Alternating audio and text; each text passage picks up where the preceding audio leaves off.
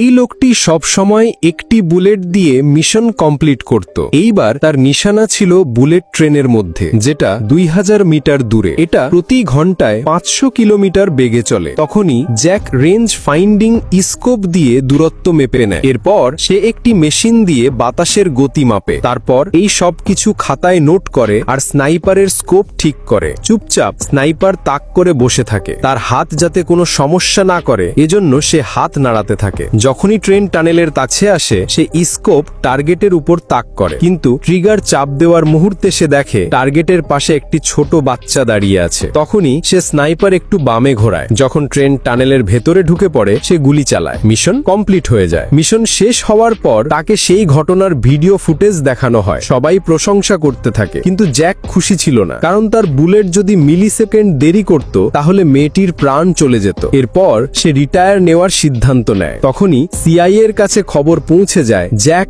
Retire নিতে যাচ্ছে। এটা শুনে একজন তাকে বোঝাতে আসে, কিন্তু সে না করে দেয়। কিছুদিন পর যখন তার স্পিড বোটে তেল ভরতে যায়, কাউন্টারে পেমেন্ট করার সময় দেখে ক্যাশিয়ার একটি মেয়ে। জ্যাক জিজ্ঞেস করে আগের জন কোথায় গেছে। মেয়েটি বলে সে রিটায়ার নিয়েছে। পেমেন্ট শেষ করে সে আবার বোটে ফিরে যায়। তখন তার বন্ধু তাকে সতর্ক করে বলে তাকে সাবধানে থাকা উচিত, কারণ যাকে সে মেরেছে সে ছিল এক বড় গ্যাং লিডার।